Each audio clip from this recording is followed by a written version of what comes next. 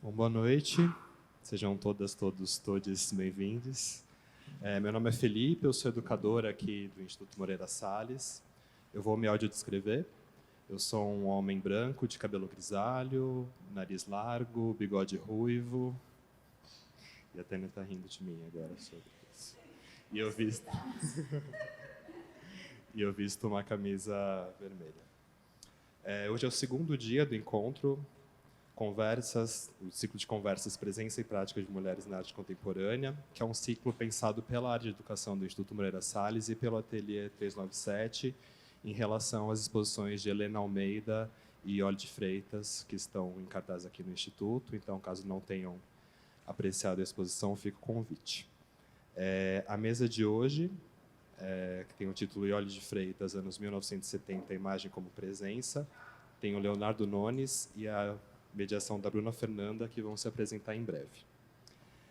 A gente também tem aqui hoje as intérpretes de Libras, Gabriele Martins, que é uma mulher negra, de cabelos crespos, tem olhos pequenos castanhos, usa piercing no septo e alguns brincos nas orelhas. Ivânia Mantovan, que é uma mulher cis, branca, de cabelos castanhos encaracolados até os ombros, olhos castanhos e lábios grossos.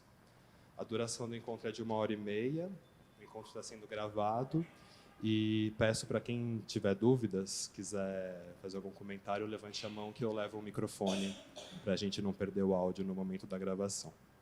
Aproveito também para convidar para vocês seguirem a gente nas redes sociais, então @imoreirasalles, @imseduca, @ateliê 397 e @vozes agudas. Obrigado.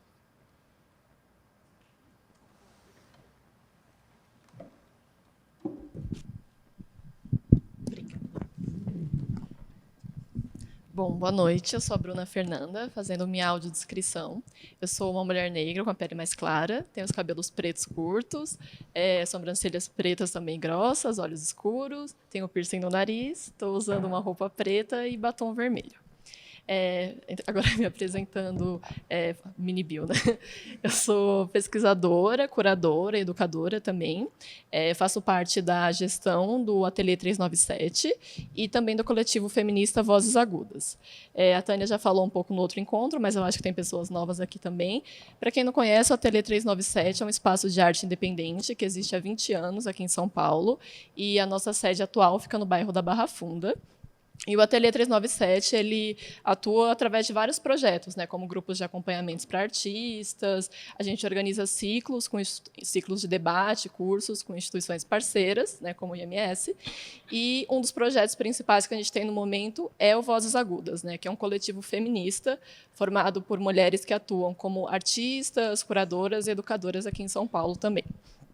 Então, eu acho que a principal relação entre o ciclo que a gente está apresentando agora e o Ateliê 397 é justamente o trabalho que a gente executa no Vozes Agudas, né?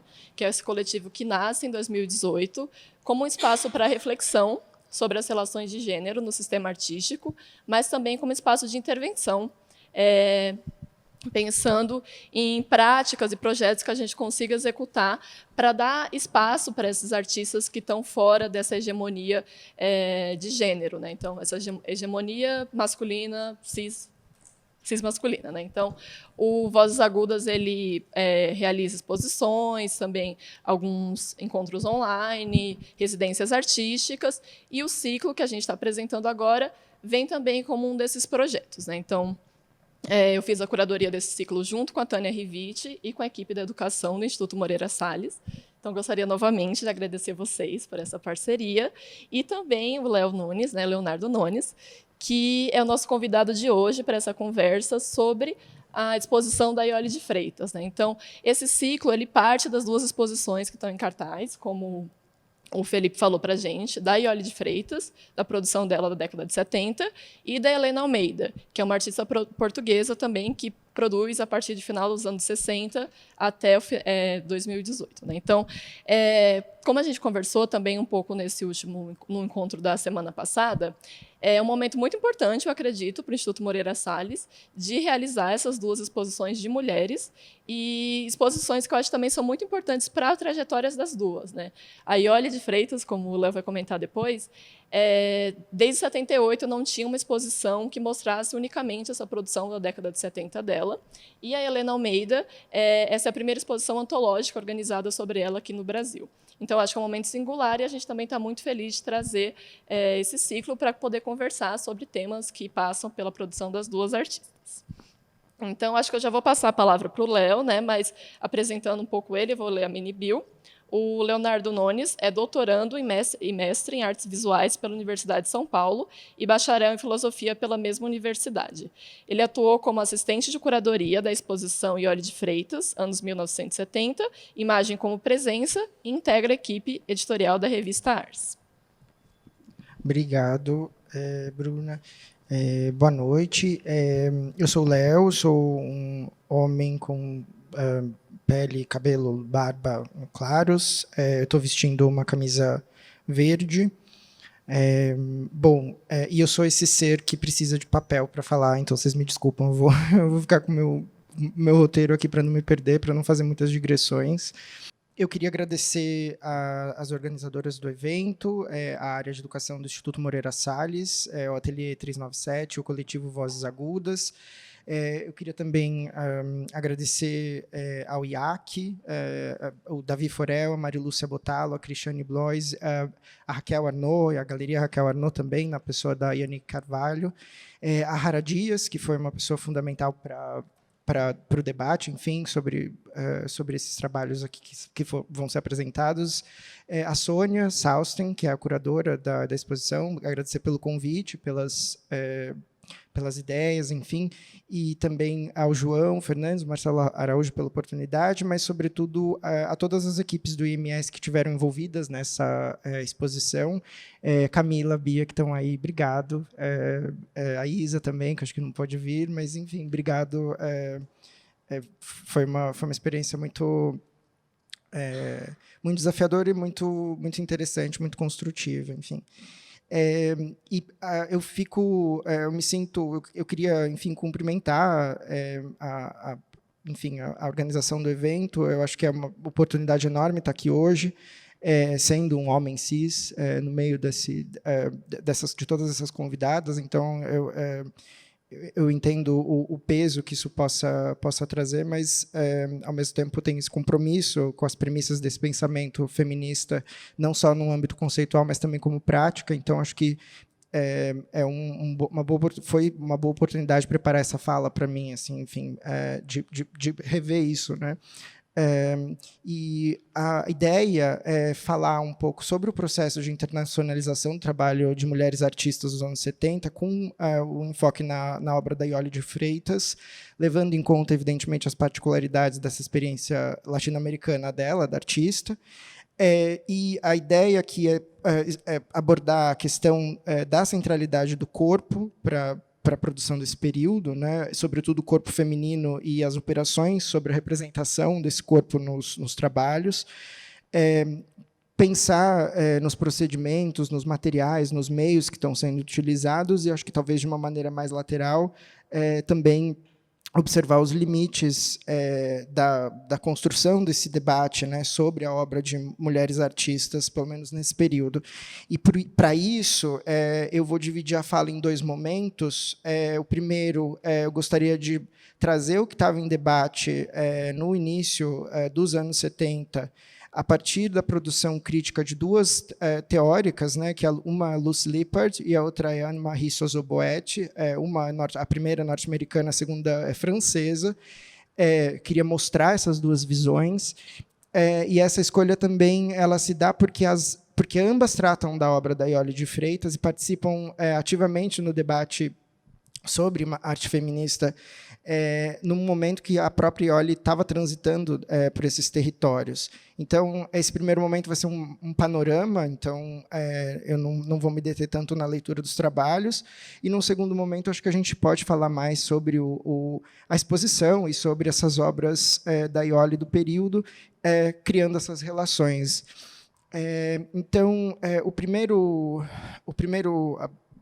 vou dar início a esse primeiro momento, usando como base um texto da Lucy Lippard, que se chama Dores e Prazeres do Renascimento, a Body Art Feminina, que é de 76. Foi um texto que saiu numa revista chamada Art in America.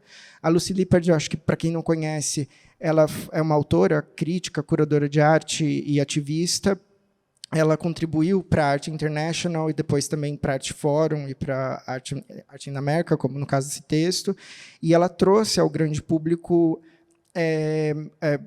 trabalhos com organização de exposições como Eccentric Abstraction e 6 anos a desmaterialização da arte, né, de 1966 a 72. E um livro importante dela e que vai trazer justamente uma análise sobre o trabalho da Ioli é esse, o From the Center.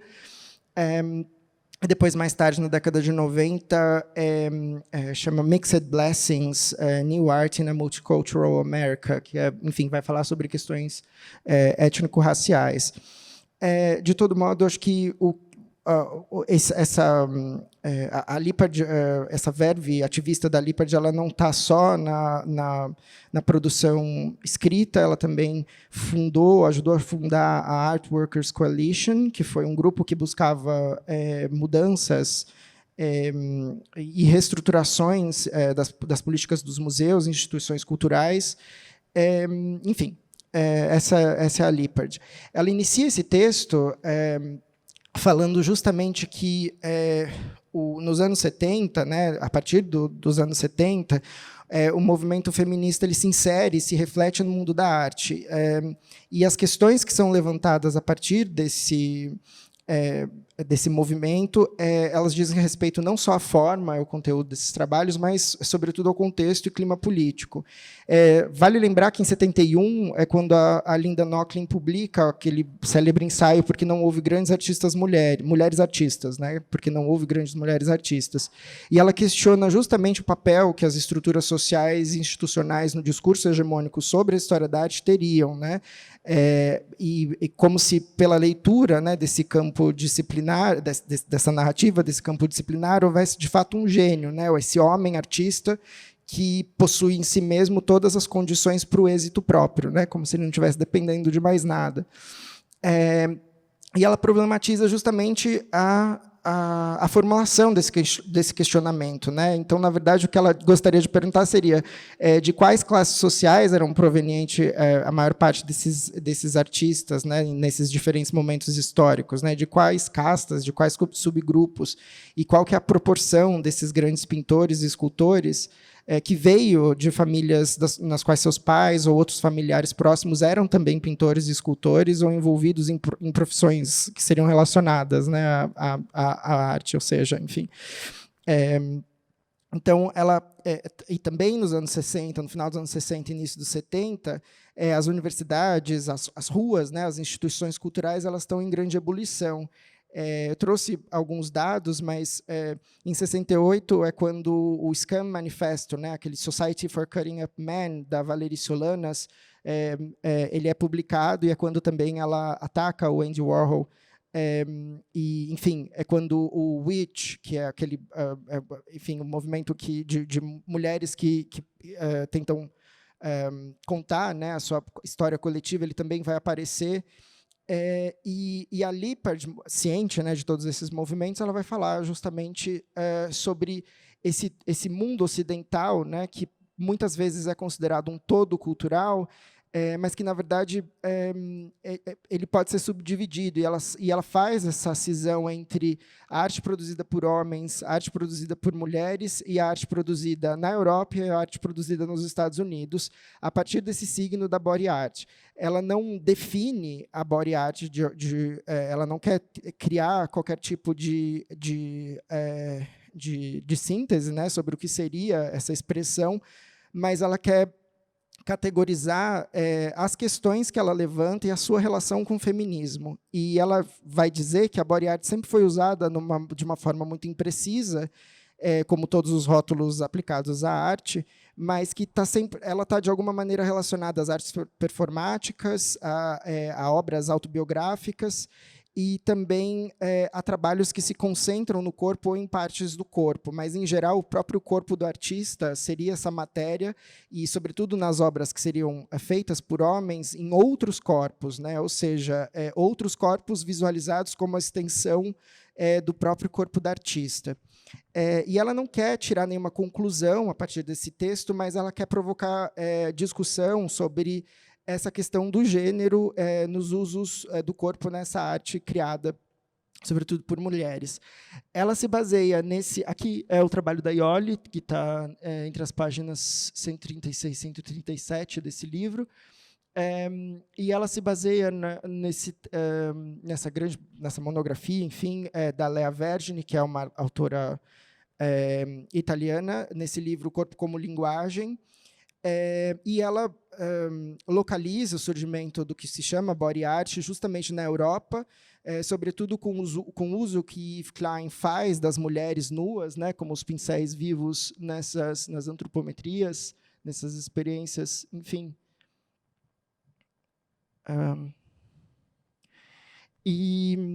Mas também ela fala sobre o grupo Gutai no Japão, que fazia happenings semelhantes, e também, e aí agora eu estou falando da Lippard, desculpa, sobretudo sobre o trabalho da Carol Schneemann,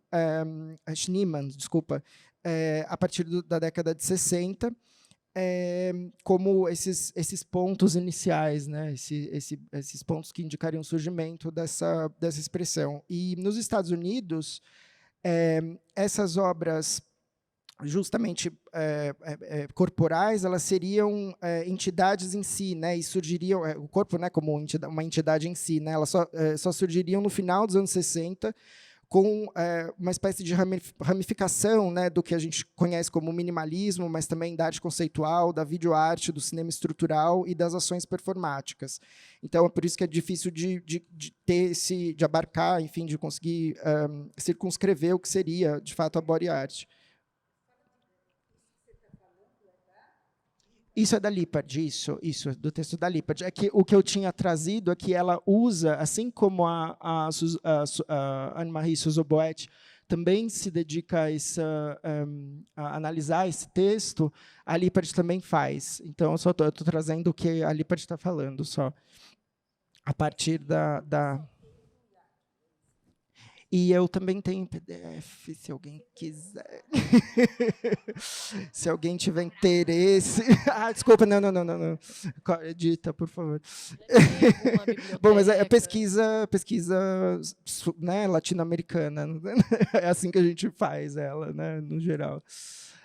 Universidade pública. Bom, deixa eu voltar. Só um comentário. Por que isso...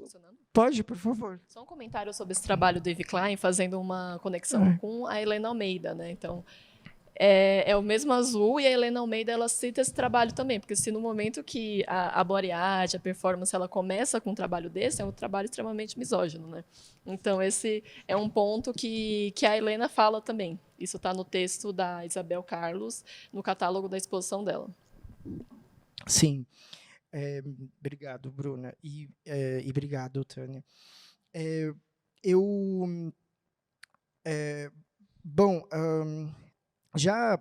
A Lippard vai dizer que já é possível dizer que as mulheres elas se empenhavam, né, na body art no final dos anos 60, porque existem elementos importantes, né, do corpo na obra da Schneemann, como eu falei, mas também da Yvonne Rainer, da Joan Jonas. A Joan Jonas também vai ser uma figura próxima da Iole, próxima do Antônio Dias. Enfim, a Lippard vai dizer que a arte produzida por mulheres ela passa a ser levada a sério nessa esfera estrutural mesmo das instituições de arte, justamente nesse momento de uma certa ruptura, né? Porque até então o que era produzido era de alguma maneira tinha uma certa passabilidade, né, em relação ao que era feito por homens. E ela vai dizer, eu vou citar aqui, na verdade, uma boa parte da obra das mulheres emergiu do isolamento, dos enclaves feministas, e não da cena geral. E uma vez que ela tentou estabelecer uma uma nova iconografia, ela foi justificadamente percebida como oriunda de um outro ponto de vista e foi frequentemente rotulada de retrógrada devido à sua falta de conformidade com o mainstream evolutivo. Então, até esse final da década de 60 era isso, né? Não existia a obra, trabalhos que eram produzidos por mulheres, eles não entravam nessa espécie de grande narrativa.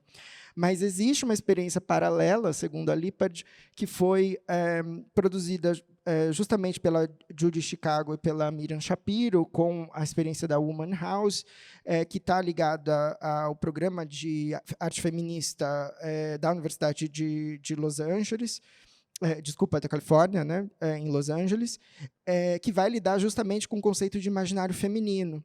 E a gente vai falar de alguns trabalhos, na verdade, de um trabalho da Woman House, mas, enfim, o que a Lippard vai dizer é que quando a body art chega, essas ideias da Woman House, que estão na costa leste, chegam para a costa oeste dos Estados Unidos, que era dominado, né, por essas ideias do minimalismo e da arte conceitual, são vários estilos, vários meios, enfim, que vão aparecer. Enfim, então ela vai trazer essa espécie de cenário, de horizonte nos Estados Unidos, e depois ela fala sobre a Europa, né? E é bastante polêmico. Ela vai dizer que na Europa as mulheres ainda teriam uma experiência de menos acesso, né, a esse mercado dominante, enfim, e os homens teriam uma capacidade seriam incapazes, de alguma maneira, de compreender a participação dessas mulheres no mundo da arte como concorrentes iguais. E aí ela vai dizer que, das poucas artistas que aparecem, né, em exposições europeias e revistas de vanguarda, a grande maioria vai lidar justamente com o rosto e com a aparência. E ela fala isso a partir da Bienal da visita dela à Bienal de Paris, em 75, e a Iole expôs justamente nessa mostra. E ela traz também uma fala de uma crítica de arte chamada Catherine Flankblin, dizendo que, na verdade, essas artistas, né, elas lidavam com uma reativação dos prazeres autoeróticos primitivos, porque a maioria dessas mulheres que expõem no campo da arte, né, é o exato oposto.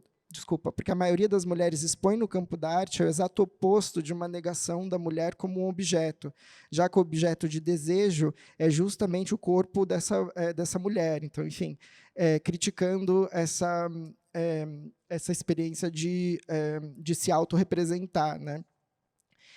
E a Lippard está criticando as europeias. Mas aí a gente vai ver depois essa Zoboete, o que ela vai falar sobre as americanas, enfim. Mas ela diz que a Lippard vai dizer que ninguém se autodenomina feminista na refinada sociedade das artes europeias, a menos que queira ser ridicularizada ou ignorada. Isso se deve, em parte, à falta de um movimento artístico feminista organizado na Europa e de alguma galeria ou revista alternativa para mulheres, para artistas mulheres. E aí ela vai dizer ainda, ela vai além, ela vai dizer, a Lippard, por ironia, no consequente vazio, as mulheres de classe média, geralmente apolíticas, tornaram-se as únicas provedoras do que, em outro contexto e com um nível mais alto de consciência política, poderia ser visto como uma imagética feminista radical. Isso também ocorre nos Estados Unidos, mas, pelo menos nesse país, há um amplo apoio e capacidade interpretativa fornecidos pelo movimento feminista. E isso é uma né, enfim, uma cutucada, mas na Itália, já no ano, só trazendo alguns dados aqui, em 1970, exatamente, no ano, é publicado um manifesto de revolta feminina pela historiadora da arte feminista Carla Lonzi, com a artista Carla Cadi e Elvira Benotti, e depois esse manifesto e o grupo que está envolvido com esse manifesto vai produzir uma espécie de linha editorial que vai editar e publicar muitos desses manifestos, desses textos sobre produção artística feminista na Itália. eu também trouxe um livro que foi censurado em diversos países, mas esse livro da Suzanne Santoro, que foi publicado em 74, que também ela está ligada a esse grupo da revolta feminina, né, na Itália, e ela vai questionar, né, a Suzanne Santoro, o apagamento iconográfico do sexo feminino na história da arte. Então, ela vai reinventar, de alguma maneira, essas representações, sobretudo dos órgãos genitais femininos, nesse livro. E o livro ele foi censurado em vários países, sobretudo em Londres. Foi onde a censura desse livro fez o livro ganhar mais notoriedade. E só também um outro dado que não está diretamente ligado ao campo disciplinar, né, da história da arte, mas em 1978 o aborto ele é legalizado na Itália a partir dos 3 primeiros meses de gestação.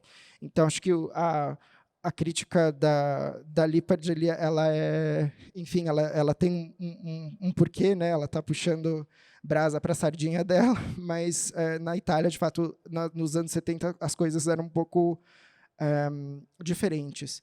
E aí ela passa justamente para análise de alguns trabalhos e vai justamente dizer que eu vou trazer aqui o Naumann, ela vai trazer vários homens que trabalham justamente com essa noção de corpo, mas aqui o Naumann também, aqui claramente fazendo uma alusão, são todos filmes, uma alusão ao falo. Aqui um trabalho do Vitor Conte, em que ele se masturba debaixo dessa rampa, nesse trabalho chama Seed Bed.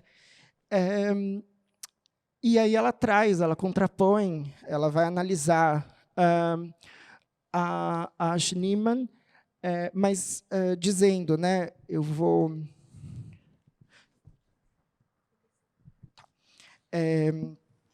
ela vai comparar nessa produção, como eu falei, e de uma maneira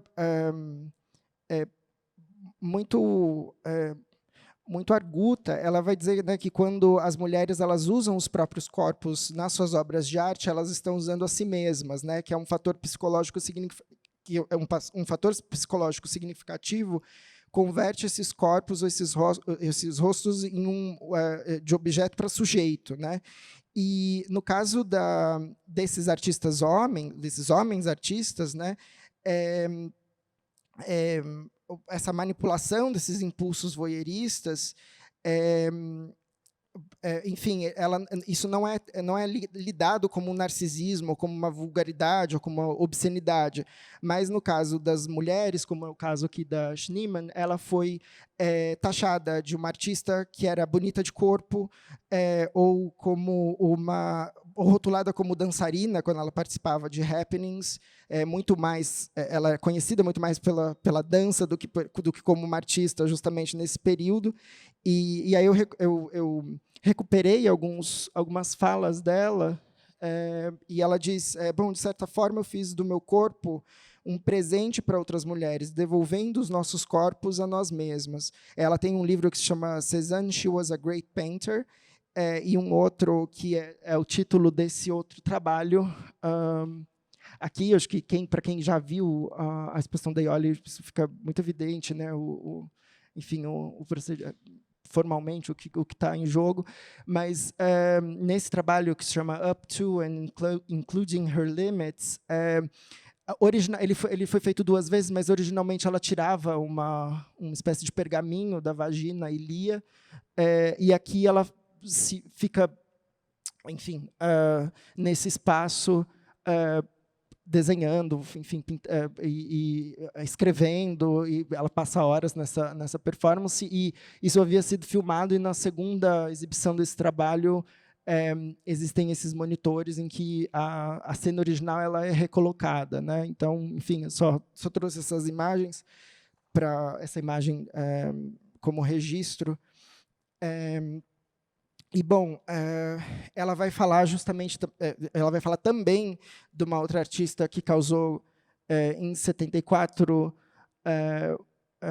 um furor, enfim, que é a Linda Benglis, que é esse caso, né, de uma espécie de vulgaridade desafiadora, nas palavras da Lippard, que confrontou justamente esse imaginário masculino. Esse foi também nas palavras da Lippard, o golpe de misericórdia, em que ela aparece com o dildo, né, com o consolo, e toda besuntada de óleo, com esses óculos escuros, mas ela já havia feito uma série de outras sequências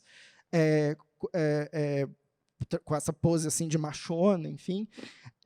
E só também um adendo, esse foi para quem conhece a revista October, esse foi também o episódio que causou a cisão dos editores da Artforum, porque isso foi publicado na Artforum número 13, e a Rosalind Krauss e a Annette Michelson fundaram a October a partir desse dissenso que aconteceu entre os editores, por conta desse ensaio.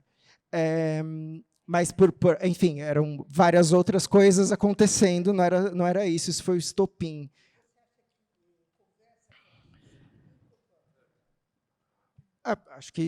Acho que sim. E na verdade... Oi. Não, a pergunta é se essa imagem, né, porque o Mapplethorpe é que tem, nesse período, uma série de figuras de falo, tudo.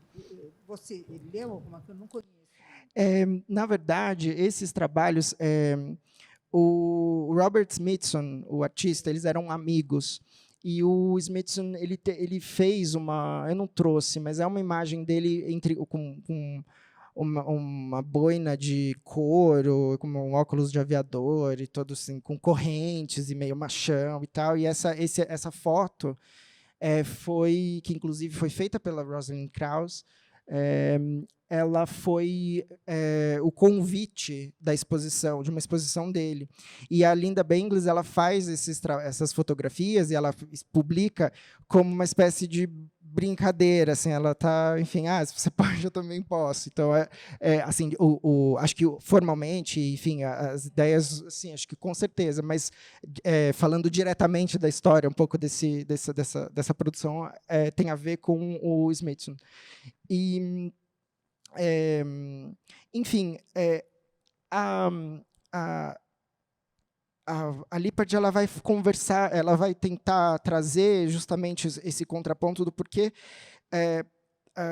esse alvoroço aconteceu quando o que estava acontecendo, o que outros artistas homens estavam fazendo, aqui no caso de novo do Vitor Conte, ele estava esse trabalho, né, que ele queima e puxa os pelos do peito, enfim, e numa tentativa de tornar o mamilo um seio feminino. Depois ele tem um outro trabalho que ele coloca o pênis entre as pernas para entender o que seria uma mudança de sexo ou adquirir uma forma feminina. E tem um outro trabalho aqui, é o Corrections, em que ele também tem esse aspecto da perversidade, né, desse teste dos limites em relação ao próprio corpo, de queimar esses fósforos na nuca, nas costas. E aqui em Prying muito, eu não sei se alguém já viu esse trabalho, mas ele tem enfim, basicamente é uma dinâmica física enfim, de agressão mesmo, né? Enfim, entre ele e essa modelo que se chama Kathy Dillon, e são, enfim, 17 minutos disso, dele puxando o rosto dela, puxando o cabelo, mexendo no olho, é muito aflitivo. Então, ela pergunta por que não existiu, né, a mesma... enfim, uma reação parecida.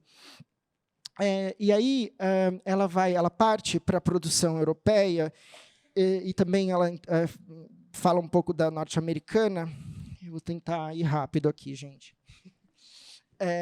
Mas aqui é a Ulrich Rosenbach, que produz, ela está vestida com esse trabalho, se chama O Isolamento é Transparente, ela está vestida com um colã arrastão, né, preto, com esse erotismo, né, dessa mulher, mas também ela combina isso com um trabalho masculino de bater um martelo com pregos em volta de si mesmo, com essa saia de cordas, para se tornar esse centro. E aí também, se vocês viram a exposição da Iole, vocês vão lembrar do espelho que tem o centro, enfim, isso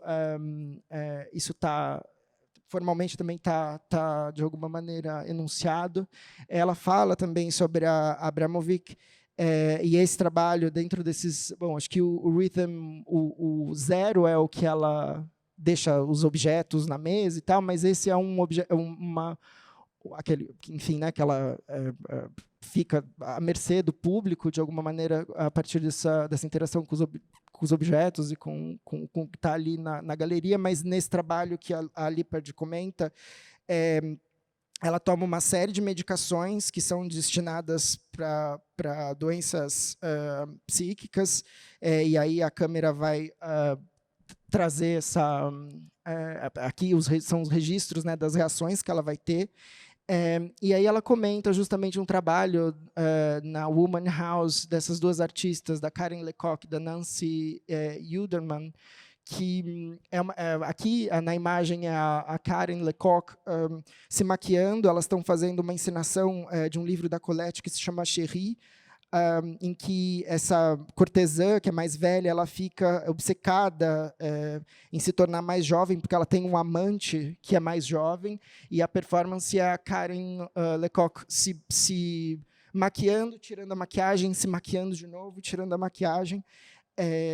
Então, nessa questão, e também em inglês, né, make yourself up, né, pode ser maquiar, mas também pode ser literalmente se recriar, né, se criar, enfim, e acho que no limite se encenar a si mesmo, né.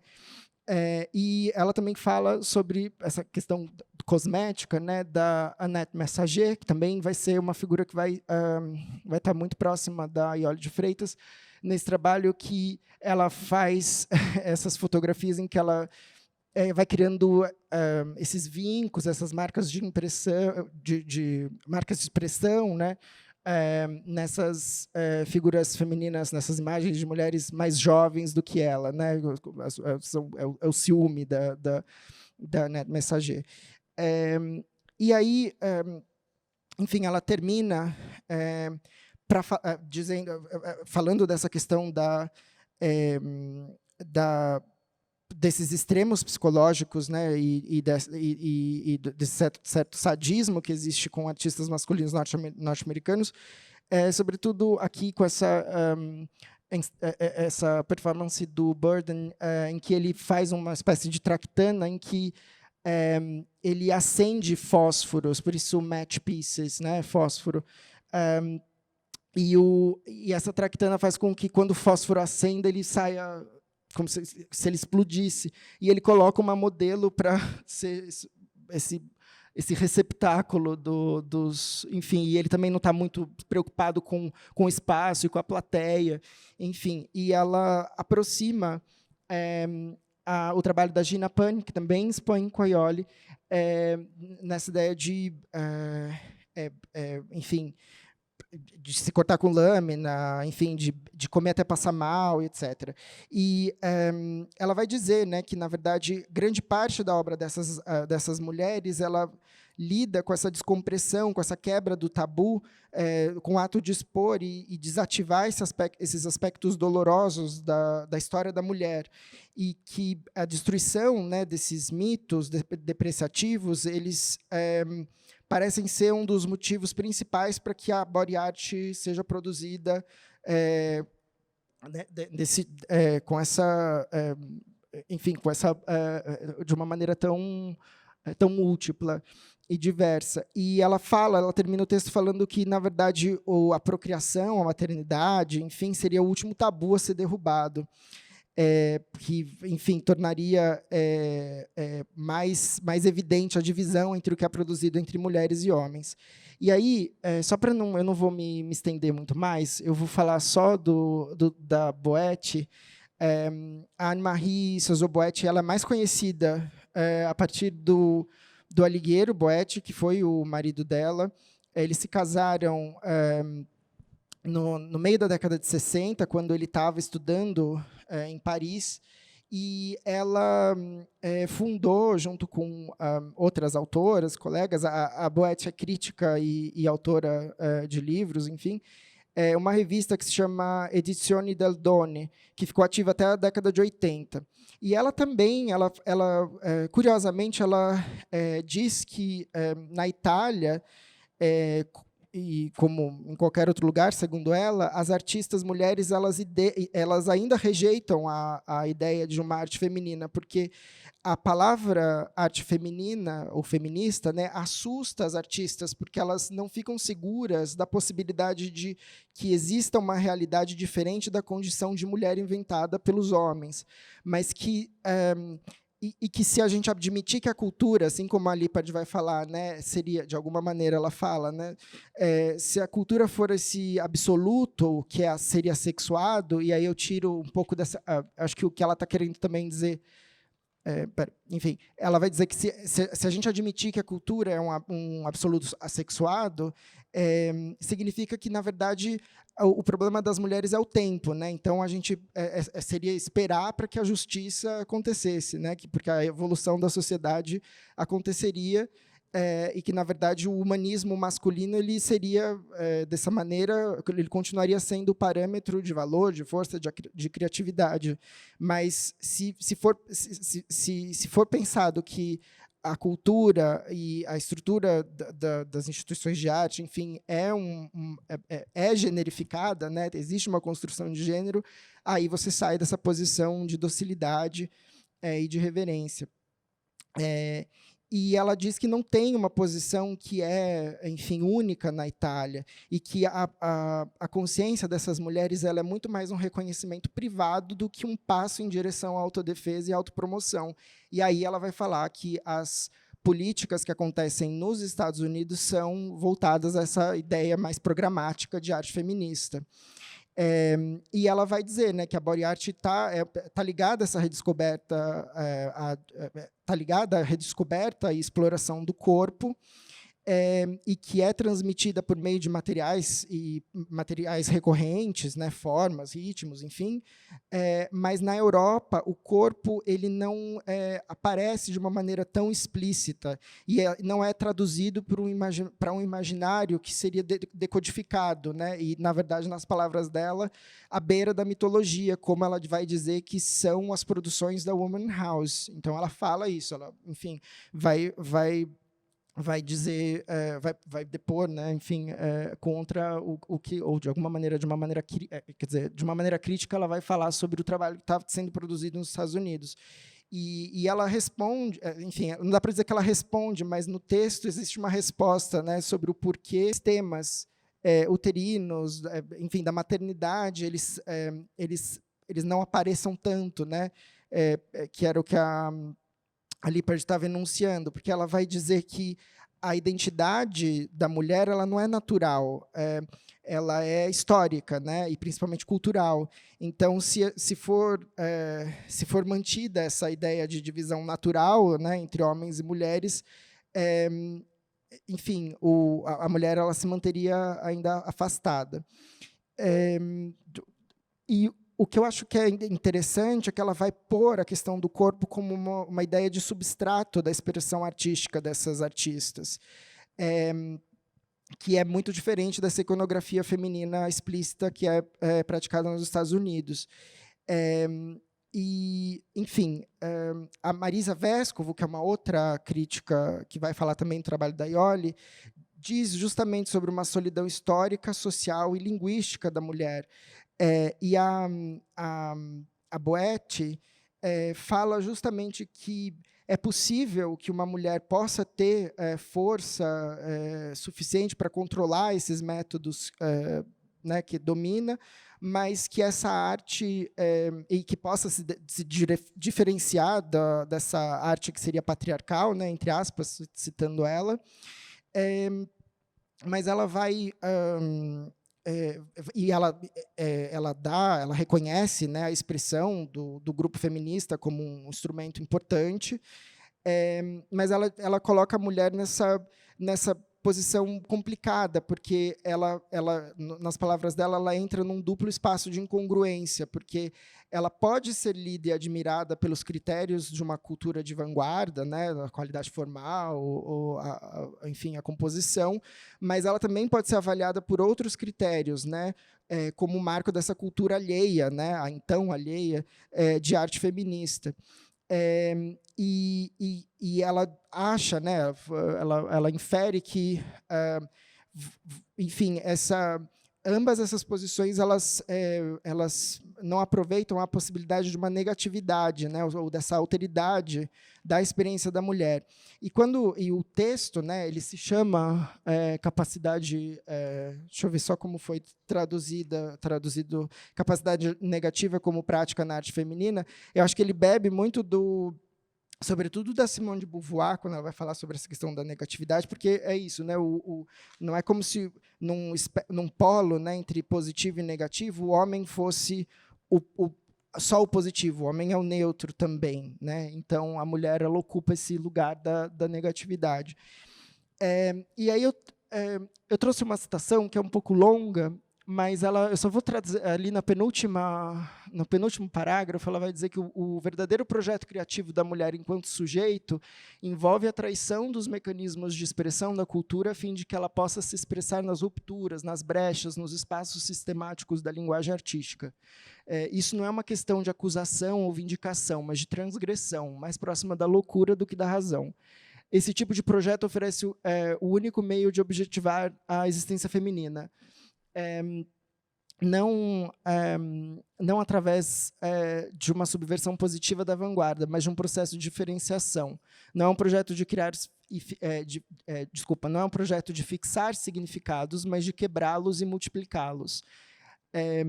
E quando ela, enfim, aí ela parte justamente para falar sobre a Aurora da Iole, e a gente vai falar sobre o trabalho da Iole, mas é justamente essa ideia de quebrar significados e de fragmentar essas ideias do eu feminino, né? Acho que e do eu, né? Que o trabalho da Iole vai de alguma maneira tratar.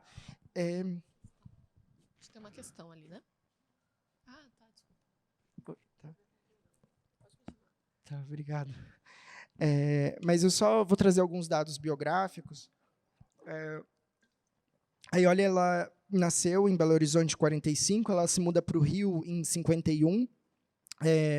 Ela tem uma formação clássica em dança e frequenta o curso de pintura do Ivan Serpa no Bloco Escola, no MAN, no Rio de Janeiro. E... Desculpa?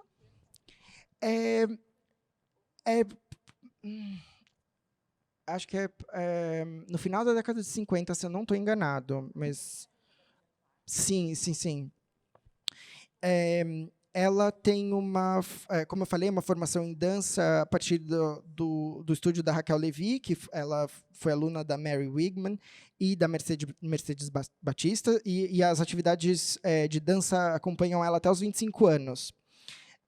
Ela também frequentou o ateliê do Louis Watson, ela criou joias, ela teceu em teares manuais, ela pintou tecidos com serigrafia, e a partir dessa experiência ela conhece o Carlos Vergara, que apresenta ao Antônio Dias, ao Rubens Gershman e também ao Elliot Sica. Entre 64 e 65, ela cursou desenho industrial na Escola Superior de Design Industrial, e bom, aí eu recuperei a gente estava até conversando sobre isso, eu recuperei uma fala dela, enfim, que ela diz que no início do ano de 1970, ela vai para Nova York visitar o Rubens Gershman e a Ana Maria Maiolino, e quem recebe ela lá é o Antônio Dias, e eles retomam a conversa, enfim, e o afeto, e depois ela volta ao Brasil no mesmo ano, e ele vai para Milão, mas eles decidem morar juntos, então ela vai para Milão, e ela, nesses primeiros anos, só para contar um pouco do percurso, né? Nesses primeiros anos ela trabalha no Estúdio Olivetti, com design de produtos exatamente, e com programação visual. A filha do casal nasce em 71, durante uma bolsa que o Antônio tem em Londres. Depois eles retornam a Milão e ficam até 72, quando o Antônio ganha uma bolsa Guggenheim e eles vão para Nova York, ficam 6 meses em Nova York, e depois eles voltam para Milão e a Iole fica até lá, até 78 lá, e retorna para o Brasil com a Rara nesse período, no começo de 1978. Acho que a gente já pode, enfim, existe já, né, esse momento, você já perguntou dessas pessoas com quem ela teve contato no período, e eu acho que algo também que a gente conversou um pouco é que a figura do Antônio Dias é muito importante, acho que ao longo desse momento do início da carreira dela enquanto artista visual, apesar dela já trabalhar com uma linguagem própria com a dança, mas o Antônio ele vai para a França em 65 e se fixa em Milão, se eu não me engano, em 68, mas expõe em Bienal de Paris, e tem um contato muito próximo com críticos e curadores, galeristas. Eu acho que eu vou trazer esses nomes à medida que a apresentação for acontecendo, mas acho que o que é interessante é mostrar. Tem 4, na verdade, grandes grupos assim que eu queria mostrar para vocês, que estão aqui, inclusive todos esses trabalhos estão no 7º andar aqui do Instituto. São os filmes, as sequências que a gente chama de sequências solares, depois o Glass Pieces Life Slices, que é uma série longa, e, por fim, os trabalhos já do início da década de 80. E aqui são esses 3 primeiros filmes dela, o Elements, o Lightwork e o Exit, mas o Exit foi feito em 73. São filmes, eu trouxe aqui esses escritos da própria artista, né? Eu vou só trazer para vocês o Elements.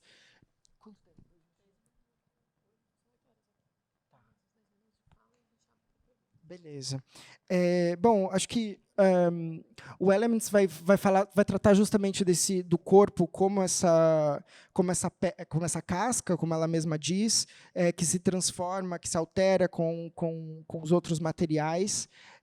E o Lightwork, eu trouxe esse outro escrito, que o Lightwork vai tratar justamente dessa relação sobre o interior e exterior. Então, é um filme que trata da luz e trata desse ambiente doméstico, íntimo, nesse aspecto de inspeção mesmo. E o Exit ele foi gravado tanto em Milão, na saída desse primeiro apartamento do casal, ele foi gravado em Nova York, depois ele foi gravado de volta em Milão, e tem essa cena que foi recuperada também num outro filminho do lençol, dessa grande cena do lençol com a faca, enfim, passando pelo lençol.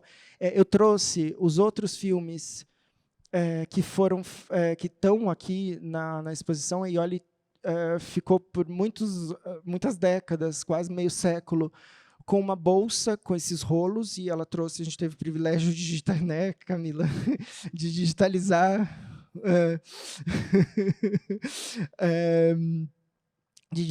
esses trabalhos.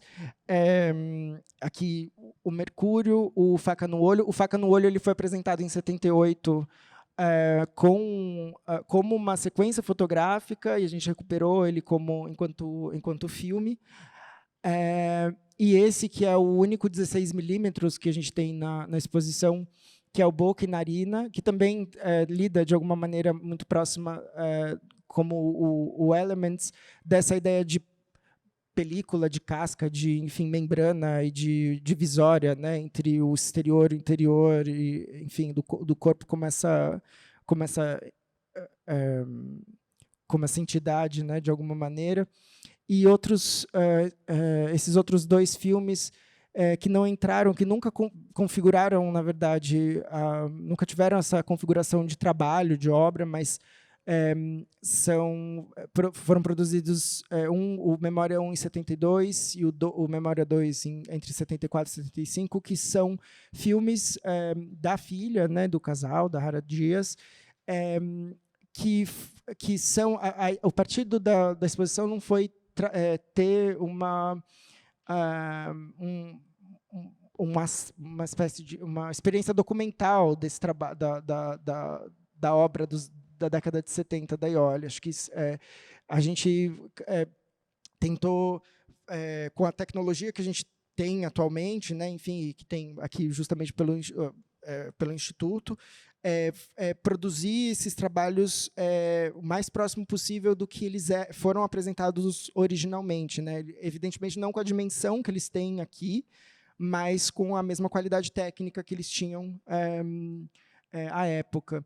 E esses dois filminhos, eles têm eles são os únicos, acho que talvez as únicas das únicas experiências em que existe algo de documental, porque a gente vê o exercício da artista num foco, enfim, nos assuntos e na maneira como ela se aproxima e aborda enfim, como ela opera a câmera, né, e aborda esses assuntos, e aqui trazendo justamente um sentido, enfim, evidente de maternidade, né? E aqui as sequências solares, acho que a remissão ao Antônio aqui com o que a gente ficou chamando na produção de placas pretas, mas são essas cartelas, né? Elas são, evidentemente, uma remissão ao Antônio Dias e a experiência conceitual. E tem um aspecto também que eu acho que é importante de trazer, que isso é falado, né, em vários... acho que é pouco falado, na verdade, mas que, por mais que a gente pense numa... porque a Iole, ela pensa em sequência fotográfica porque o trabalho ele é apresentado enquanto processo, mas ela, por mais que a gente fale numa diversidade de meios, né, ou enfim, uma extrapolação desses meios, eu acho que o que aparece no trabalho da Iole é muito uma noção de montagem, né, uma noção de edição. Então, como eu falei, tem trabalhos que são filmados e viram fotografias, ou tem sequências que são fotografadas e depois elas entram numa película e são editadas e viram filme. Tem um trabalho que é o Head and Feet, que ele é feito a partir de... Originalmente, ele é feito a partir de combinatórias, então ele não tem uma conformação definida. Aqui também, de novo, eu trouxe... Esse é um trabalho do Antônio, que tem um feixe de luz que aparece, e a Iole fotografa e tira o trabalho do fundo, onde tem esse xizinho, é dele. Sim. Mas, e quando eu falei do Antônio, mas de maneira alguma eu estou implicando que ele seja responsável por esse processo de internacionalização e do conhecimento da obra dela, mas ele participa, né? Acho que ambos estão nessa... Milão é uma cidade que é cosmopolita e que tem um apelo comercial muito grande. Então, o Antônio, que está lá há mais tempo do que ela, está antes do que ela, ele vai, evidentemente, ter essa inserção, né, e esse acesso a princípio. E aí, eu estou super estourado já. Não? Tá. Tá bom, gente. Vocês me falem, por favor, me interrompam. Mas eu trouxe uma série de documentos, na verdade, porque o trabalho dela vai aparecer, acho que também isso é um tema interessante que acho que tem pouco, principalmente, acho que a pesquisa acadêmica brasileira se dedica pouco a isso, a pensar dado o papel, né, que essas publicações tiveram, acho que as revistas de arte elas desempenham esse papel muito importante para esses artistas. A Iole aparece na Prospects, que é essa revista editada pelo Luciano Ingapin, em Milão. Aqui a gente está vendo o que ela chamou de esquema para o filme Elements, enfim, e alguns fotogramas. Existe, enfim, ela expõe, o trabalho dela aparece na Heute Kunst, na Data, na Fotografia Italiana, na Arte del Mundo, Arte Press, Casa Bella, Studio International, Flash Art, Extra, Kunst Magazine, enfim, uma série de revistas. Aqui eu trago, em 73, eu não falei isso, mas ela tem 2 vindas ao Brasil, uma em 73 e outra em 74, em que ela expõe justamente em São Paulo, para essa exposição chamada Expo Projeção 73, e é curioso porque o trabalho dela se insere como, acho que eu tentei, de alguma maneira, trazer com a Suso Boetti,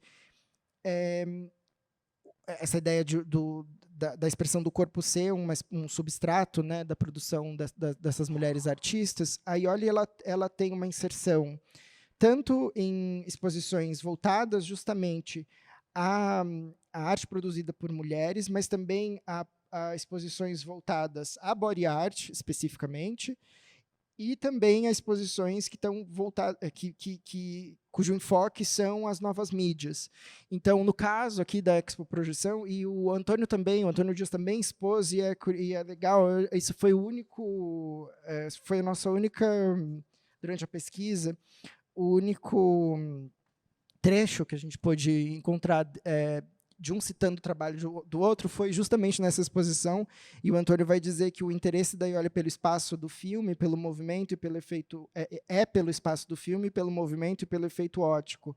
Ela consegue indagar o sujeito do filme de uma maneira diferente, detalhada e movimentada, de um modo que seria difícil de fazer com uma outra mediação que não o Super 8. Por isso que também, tecnicamente, o trabalho todo, praticamente todo, é feito por Super 8.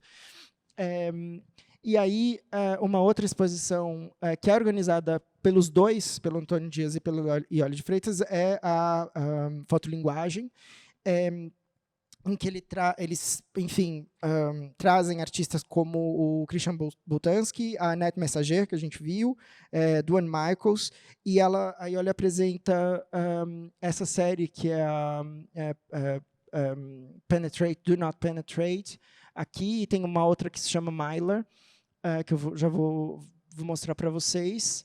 E ela também, em 74, tem uma individual no MAN, do Rio de Janeiro. E aí tem textos da Bárbara Radic, do Paulo Sérgio Duarte. O Paulo Sérgio Duarte morou com eles dois em Milão um tempo, assim, ficou hospedado, né, com o casal. Aqui eu falei do Head and Feet, que tem essa ideia de é muito legal, assim, enfim, o trabalho ele é uma espécie de caderno de combinatórias entre essa posição da faca, então, a hora ela está para cima, a hora ela está para baixo. Isso também foi uma discussão na montagem, porque a gente ficou em dúvida qual era o fotograma, enfim, porque isso são fotogramas, né, do Exit. Qual era a posição correta, e na verdade não tem posição correta, e tanto, enfim, bobagem. Eu já estou achando que eu estou... E esse é o Introvert Penetrate, que vai ser esse trabalho que vai ser reproduzido em muitas revistas. Eu vou tentar dar uma resumida depois na produção toda. Isso, elas se repetem, de fato. Sim. Sim, sim. E na verdade, elas são... esses autorretratos, né, de alguma maneira, eles são... Tem um que a faca está um pouco afastada e outro que a faca parece que ela está entrando no pescoço. E, enfim, acho que... Eu vou só passar, porque a gente, enfim, isso. Esse trabalho, acho que fala-se. Isso é o que está na quina, exatamente. Ele foi um trabalho que precedeu o Glass Pieces Life Slices, que é esse trabalho, deixa eu só passar, acho que é esse que é pelo qual ela é mais conhecida na década de 70. Esses espelhos eles aparecem justamente a partir da medida do rosto dela deformado nessas... Né, é que a reprodução, peço desculpas até, porque são muitas imagens, foi difícil colocar aqui e compor, mas os espelhos eles aparecem a partir do mylar, que é essa superfície, enfim, que é reflexiva, mas que não, enfim, não se deixa revelar de uma maneira regular, fica tudo muito distorcido.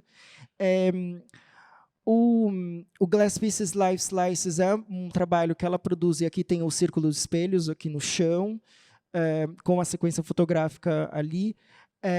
A sequência, tem uma sequência também ali da Iole no centro desses espelhos, acho que está um pouco longe, imagino, para vocês, mas dá para ver o rosto dela. E essa série ela é desdobrada enquanto instalação, enfim, é explorada. Ela é toda gravada em 16 milímetros. Originalmente, isso são filmes. Esse filme foi extraviado, enfim, ela perdeu. Mas eu vi já alguns registros dela trabalhando, e era uma câmera 16 milímetros que era do Antônio Dias, e que ela tinha aquela possibilidade do visor virar, então ela conseguia se ver. Todas essas experiências elas são feitas, ela está sozinha, ela não tem espectador algum, então são uma espécie de registros de uma performance solitária. Bom, e aqui são esses desdobramentos do Glass Pieces Life Slices. Aí eu vou realmente passar, porque a gente consegue conversar nesses últimos minutos. Enfim, e aqui são trabalhos, são os originais, o registro original da exposição no Estúdio Marconi. O Giorgio Marconi era um galerista. O Antônio, pelo menos 2 vezes, expôs na galeria do Giorgio Marconi. E eu só esqueci de falar também que a Iole é levada para a Bienal de Paris pelo Tommaso Trini, que também era um amigo do casal, e a Boete e também a Lucy Lippard conhecem o trabalho da Iole a partir da Bienal de Paris, mas ela expõe nessas outras mostras coletivas, como a Frauenmachen-Kunst, que traz, não sei se vocês conseguem ler, mas a primeira artista é a Marina Abramovic, mas também acho que tem a Annette Messager aqui, acho que é John Jonas, enfim, tem tem todas essas figuras. Essa Künstlerin International foi uma exposição, é um catálogo interessante, também está no IAC, que é um catálogo que traz mulheres artistas de 1877 a 1977. A Magma, que foi uma exposição também que reuniu artistas em torno dessa, enfim, da experiência da body art. E aqui, quando ela volta ao Brasil, na Arte Global, que era uma galeria dirigida pela Raquel Arnaud, ela expõe essa série, Glass Pieces Life Slices, e tem aqui no meio, a gente consegue ver a sequência da Faca no Olho, que foi exposta também como eu falei, como sequência fotográfica, e na Bienal de São Paulo, em 81. E aí, só para finalizar, eu trouxe também esses trabalhos da década de 80 que vão para a obra que é mais como, enfim, que o público conhece mais em geral, e olha que como escultora, como uma artista que produz trabalhos em instalação, e esses trabalhos a princípio não tinham título, e aqui para a exposição ela pôs o título de Serrinhas, mas ela lida justamente com arames, tecidos, serras, esses outros materiais, e e a ideia já não é mais essa fragmentação que aparece nos trabalhos anteriores, sobretudo no Glass Pieces. Ela estava atrás de produzir uma unidade. E, no caso desses trabalhos, eu pessoalmente acho muito interessantes, porque eles precedem não sei se vocês conhecem os Aramões dela, mas é um momento de uma espécie de suspensão, porque os trabalhos eles são as fotografias, mas ao mesmo tempo eles são esses objetos, e você não sabe também se o trabalho ele é o processo de montagem desses objetos que são registrados. Então tem esse é algo um pouco ambíguo, assim. Eu acho eles muito interessantes. E aqui eles vão dar origem depois, esses aqui, sobretudo, que eu acho muito bonitos, vão dar origem aos aramões, e aí ela vai. Aqui são esculturas e objetos menores, mas depois ela vai passar para uma escala muito maior. Era isso, desculpa ter corrido tanto. Acho que eu tinha preparado muito mais coisa, mas eu fico... Por favor, sintam-se à vontade, vamos conversar. E, claro... Microfone, por favor. Você comentou que, acho que é Carol Schneemann, que ela tinha uma aceitação, às vezes, mais como bailarina do que como artista. E aí, olhe... Enfim, era bailarina. O quanto também dela, assim, ela se permitiu usar o corpo e gravar esse corpo, vem dessa... se entender como bailarina primeiro também, talvez, ou ela estava fazendo isso se entendendo como uma artista? É muito boa a sua pergunta, porque existe esse... Ela também narra isso. Tem um livrinho que chama Desenho da Fala, em que tem um depoimento dela. Ela não encontra em Milão nenhum estúdio que ela se sinta à vontade para continuar, enfim, trabalhando essa linguagem. Para ela estava muito certa que seria o corpo, né? Seria a dança. E ela parte para enfim, a câmera e o filme, né? Ele é como isso, assim, como um registro dessa performance dela do corpo dela, né, nesse espaço íntimo, nesse espaço doméstico. Então, eu acho eu acho que o corpo acompanha todo o gesto do trabalho, né? A exposição, ela justamente foi pensada como uma instalação. Não tem como, por mais que ela não goste de desculpa, e olha, mas e a medida é o corpo dela. Então foi muito curioso, porque a gente ia...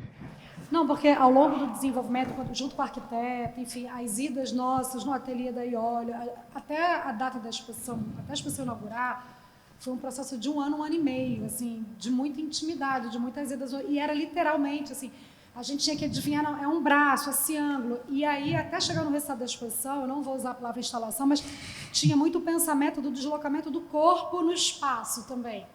Então, cada decisão de cada objeto que está ali, mesmo alguém comentou, essa obra está na diagonal da sala, então tem um pensamento desse corpo em movimento, assim, não é só você entrar e ficar estático na sala, para tudo que está ali, para além das próprias medidas, né, da Iole. O braço, então tem que ser o tamanho do braço, é o braço dela. Eu sempre confundo os nomes das obras, porque a Iole dá apelido para tudo, né? O teatrinho, a Bienal, a Serrinha, mas a obra do lençol, o teatrinho... Não, o teatrinho... O Marconi. O Marconi, então. O braço é o braço dela, segurando a faca, assim, o desenho do papelão, na dimensão... Então, tá ali o corpo dela, sabe? Assim, embora, sei lá, no Tomi, na escultura, tem obras dela dançando, com o Bento, o Neto e tal. Aqui é um outro recorte, mas não dá para ignorar que tem o corpo dela presente em todo o deslocamento da exposição, para subir no teto, para baixar, para tudo, enfim. Só para trazer uma nota de backstage. Obrigada, Camila.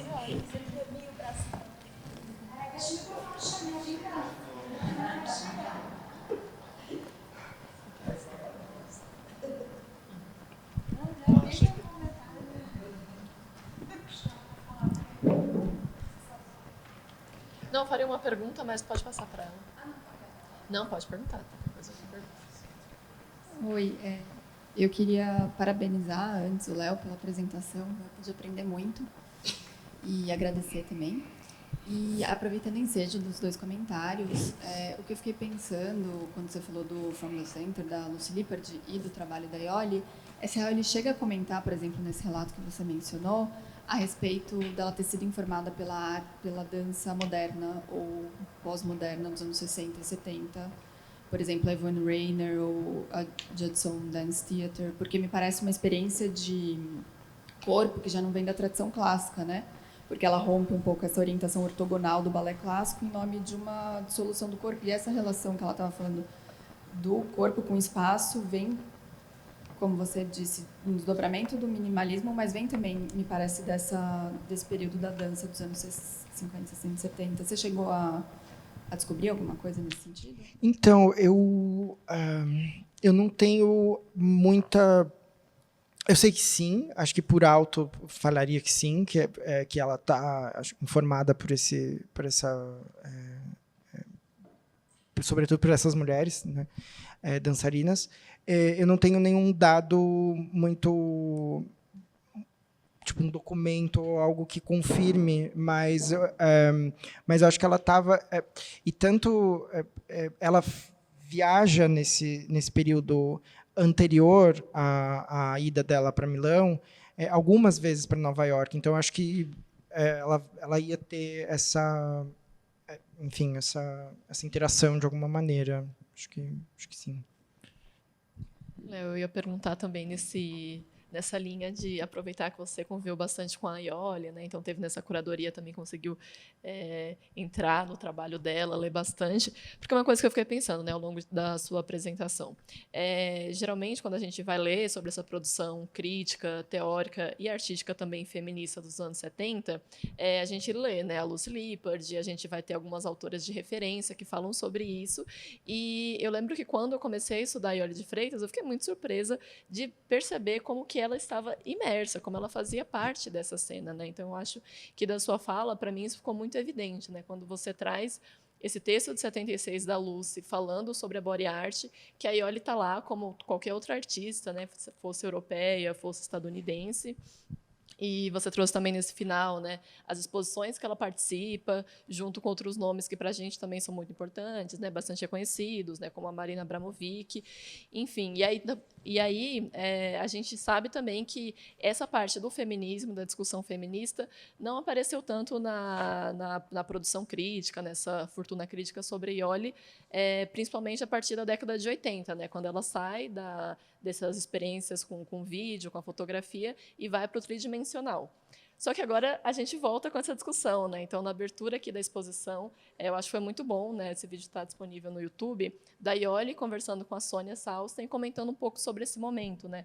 Como que ela admite, né, que essa produção ela está acontecendo dentro de um contexto em que o feminismo está sendo discutido. Então, não tem como desatrelar essa discussão, né? Não tem como desatrelar a produção artística dessa produção também de outras mulheres, desse pensamento. Então, eu queria saber se, em algum momento, né, ao longo dessa curadoria, dessas trocas com ela, se a Iole comentou sobre isso, né, como que ela vê essa pesquisa, né, essa recuperação dos textos, né, que falam sobre ela, esses textos de época, enfim, se teve alguma discussão com o artista.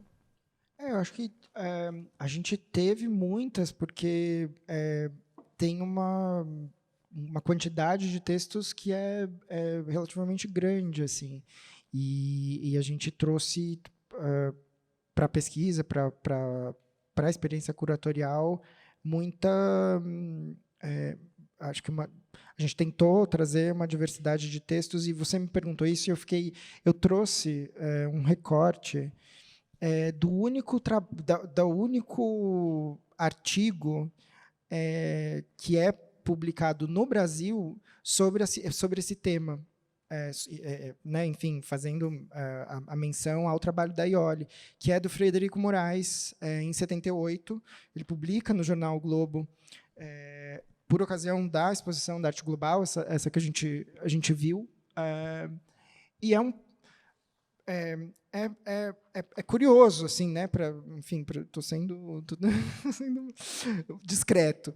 É curioso porque ele faz uma apreciação da arte brasileira, desde a Anita Malfatti até, enfim, Aioli, como se a produção, como se no Brasil a produção de mulheres artistas fosse algo dado e como se homens e mulheres artistas tivessem esse pé de igualdade. Ele vai falar sobre todas as autoras que vão falar da Aioli, enfim, mas ele está dizendo que a Aioli participa do movimento feminista ativamente e não, mas ao mesmo tempo ele termina assim o artigo dizendo, vou citar, tá? Eu trouxe realmente, era a minha última página do roteiro. Ele fala assim: Aioli estaria transando a sua parte negativa que ela gostaria de evitar, ela está dividindo-se em masculino e feminino, ela está cometendo um ritual de autossacrifício. Por que existe essa ambiguidade? Então, ele termina o artigo dizendo isso. Então, é curioso, enfim, porque eu poderia ter trazido, a gente falou desse processo de internacionalização, e o mais evidente é a gente falar sobre alguém que estivesse falando sobre esse tema, ou sobre, enfim, ou pelo menos, mesmo que lateralmente, né, mas aqui de uma posição brasileira, e não existe de fato, né, nos anos 70 são essas estrangeiras que estão falando. Eu posso estar enganadíssimo, assim, pode existir, mas pela pesquisa que a gente fez até agora, a gente não encontrou. Vou fazer um adendo, porque esse é o tema do meu mestrado. Olha só! E aí, na verdade tem, né? Então, aquelas vou deixar um grande vem aí, vou defender mês que vem, espero que dê tudo certo, né? Vou entregar mês que vem. Que ótimo! Mas bom, é isso, né? legal. Acho que sobre a Aioli, o Frederico fala dela nesse texto que é dedicado à exposição, mas, por exemplo, em 77 tem um texto da Sheila Lerner que ela está discutindo essa produção feminista e feminina, né? Ela vai lançar tanto um questionamento para agentes do sistema, quanto vai discutir, teoricamente, a partir das referências internacionais. Então, ela fala da Lucy Lippard, não fala da Anne-Marie, mas ela fala também de uma francesa, Aline Dallier, e de alguns outros nomes. E ela cita a Aioli como uma dessas referências de artistas brasileiras. Que incrível! Mas ela separa o texto em tópicos, né? Então tem a arte feminina e a arte feminista. Como arte feminista, ela não cita nenhuma artista, mas em artistas que estão produzindo imagens femininas, tem a Aioli, a Annette Messager, tem alguns nomes que a gente está ouvindo falar aqui ao longo desse ciclo. E tem também um outro texto de 79, que esse é muito legal, eu estou falando dele o dia inteiro hoje, que também são jornalistas que lançam um questionário para as próprias artistas. Então, a Aioli, ela também se posiciona dentro desse momento sobre essa discussão da arte feminina e da arte feminista. Então, tem alguns dois textos, né? A mais do que os do Frederico Moraes, mas eu acho que é isso, né? Também quando a Galeria Arte Global ela lança esse catálogo com o texto da Lucy Lippard, também é um meio de colocar essa discussão, de trazer o debate para cá, né? Exatamente, né? Tem a questão da tradução também, que isso vai aparecer, que quando a Lucy Lippard fala sobre feminismo, isso não está no texto traduzido para o catálogo, mas aí a gente vai entrando. Não sei se talvez aqui vocês tenham essa informação, mas o catálogo não tem quem fez a tradução. O da Arte Global. É o da Arte Global, exato. Não tem. Então, fica só esse espaço que a gente consegue depois ver com a documentação, por exemplo, que está no IAC, né? Então, é isso. É um campo ainda que a gente tem muito para falar, para ir chegando nesses documentos, porque eles não são os mais fáceis, né, de encontrar. Esse de 78. O de 79, ele saiu na revista Arte Hoje. Eu não vou me lembrar o nome das jornalistas que escreveram. É a Sheila. Esse texto eu conhecia, esse da Lerner eu não conhecia. Mas, Sheila que danada vocês. Me fez a pergunta. Mas legal, bom saber. Por um combate à ditadura, eu acho que na obra do Antônio Dias isso é muito gritante, né? Percebo alguns índices de violência, né? de agressividade, enfim, talvez até de impotência, não sei, preciso pensar melhor, mas no trabalho que vocês mostraram, mas queria entender se você acha uma leitura possível, né? Porque aí, em contrapartida, são trabalhos feitos em estúdio, muito solitários, né, muito fechados, e fora do Brasil, né, até 78. Mas queria te ouvir um pouco sobre isso e entender um pouco essa volta. Você está falando de internacionalização, né? Talvez a palavra seja um pouco pesada, eu só vou falar para a gente entender assim, o que eu estou dizendo, mas será que o trabalho dela se torna mais provinciano quando ela volta para o Brasil? Né? Me parece que essa produção do tridimensional, depois ela vai ser muito contaminada por uma espécie de linhagem mais formalista que vinha sendo produzida aqui, enfim. E o trabalho dela um pouco desaparece, né? Assim, eu acho que, sei lá, quando eu estava me formando, assim, a arte não era uma artista obrigatória, né? E agora ressurge com uma produção de 70 e você tem uma grande lacuna até a Documenta de Kassel, né? Assim, mais ou menos, que é quando... Ou, talvez, a Dora Maar na piscina, né? Que eu não lembro de quando mas que já anuncia esse novo trabalho dela, mas nessa escala arquitetônica, né, propriamente. Mas me parece que o trabalho dela se encolhe, não sei, não estou falando de qualidade de produção, nem saberia dizer sobre isso, mas em termos de possibilidade de diálogo, de potencialidade, quando ela vem para o Brasil. Então, eu queria te ouvir só essas duas coisas, não sei se você falou. Tá, não, acho que são perguntas muito pertinentes. Eu vou... primeiro, eu acho que a questão da ditadura militar, eu acho muito simbólico um aspecto do Elements. Ela fazia as trilhas, o Elements, o Exit e o Lightwork, eles têm som. Os outros eles não têm som, e os outros filmes, né? E no Elements ela sampleia com o Antônio, eles fazem isso juntos, tem um cassete, assim, uma fita cassete, que a gente também recuperou. Eles faziam vários efeitos, enfim, sonoros. Você tem o som, gravação do som da rua, enfim, uma série de elementos para a banda sonora, e uma delas é Asa Branca, que é regravada pelo Caetano, que fica aquele no começo, não sei se vocês... Está lá embaixo, enfim. Mas, de todo modo, eu acho que eu não afirmaria de bate-pronto isso, porque eu acho que tem camadas que estão transitando no trabalho. Então, acho que não é tão direto, mas o que eu acho que a implicação dela ter saído do Brasil não foi necessariamente... acho que foi o regime militar, ele foi indiretamente influenciou a saída dela, porque ela foi por conta da união dela com Antônio Dias, que por sua vez havia sido perseguido. Mas ela não tem esse livro que é o discurso, o desenho da fala, mas tem um outro, eu esqueci o nome, mas enfim, mas em que ela fala nominalmente, ela coloca: eu não saí porque eu estava sendo perseguida, porque, enfim, por conta do regime militar. Então, só para trazer esse... acho que, então, tanto no trabalho, mas também como na biografia, eu acho que essas coisas são um pouco menos... são mais... tem outros contornos, assim. E o que você fala, eu acho que é pertinente, mas, ao mesmo tempo, talvez ela tivesse...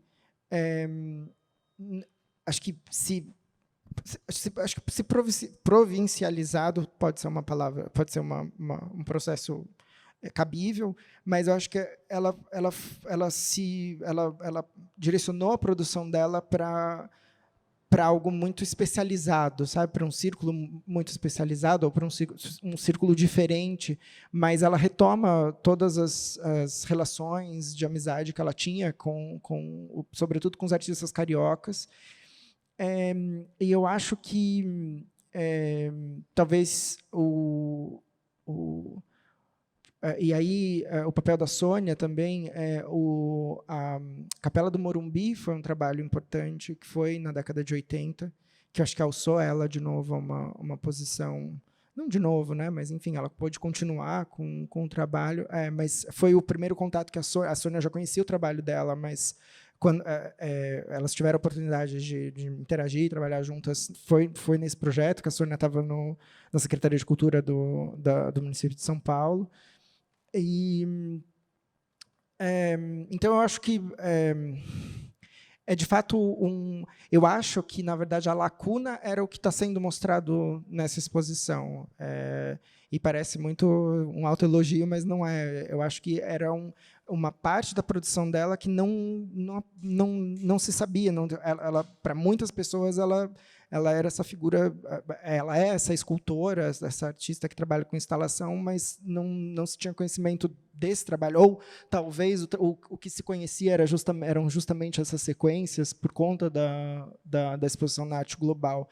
Então, eu acho que, eu não sei, eu acho que a minha percepção é mais essa, mas óbvio, porque eu estou nesse ponto de vista, nessa perspectiva de alguém que estava trabalhando, né, nesses arquivos e sobre e com esse escopo. Mas acho que é isso. Não sei se eu te respondi. Ei, tudo bem?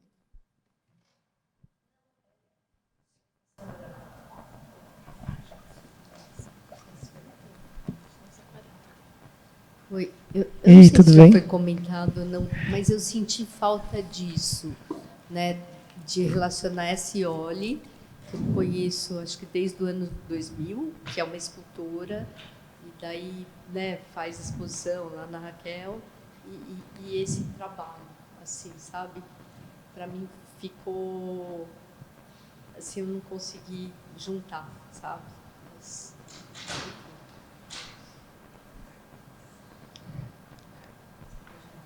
Não, eu não vou juntar, não junto nada, gente, só separo. Não, eu só queria perguntar.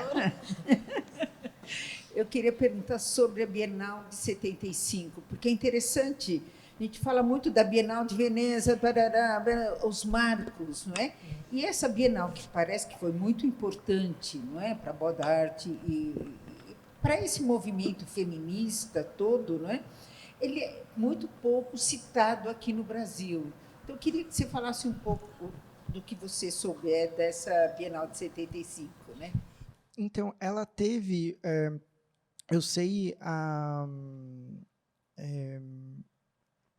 só, desculpa, Alaide, eu só, não, imagina, é só porque eu acho que a relação com os trabalhos posteriores, eu acho que ficaria, eu não conseguiria dar conta, de fato, numa fala de 1 hora e meia, mas eu acho que ainda, mas acho que o fato, acho que o comentário da Camila foi muito pertinente, assim, em pensar que a instalação, a escultura, enfim, o que aparece nesses trabalhos aqui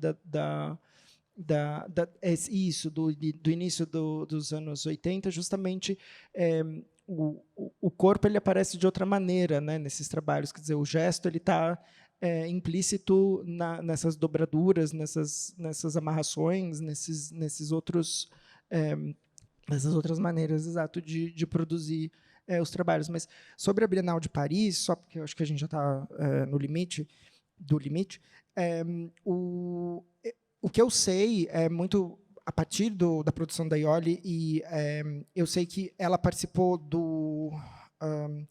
uma espécie de... eu não lembro exatamente o nome, tá em algum lugar daqui, mas era uma sessão para jovens artistas. Então, o Tommaso Trini ele ficou responsável, ele era uma espécie de comissário italiano, que enfim...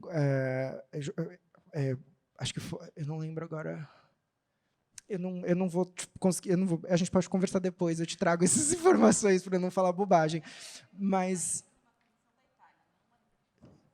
não é italiana. Em todos os textos uma brasileira radicada na Itália. Sempre italiana, nunca brasileira. Nesses textos você não encontra. Assim, você vê, diz que ela nasceu no Brasil, enfim, em todos os lugares isso está reportado, mas não é algo, mas sempre tem o italiano depois.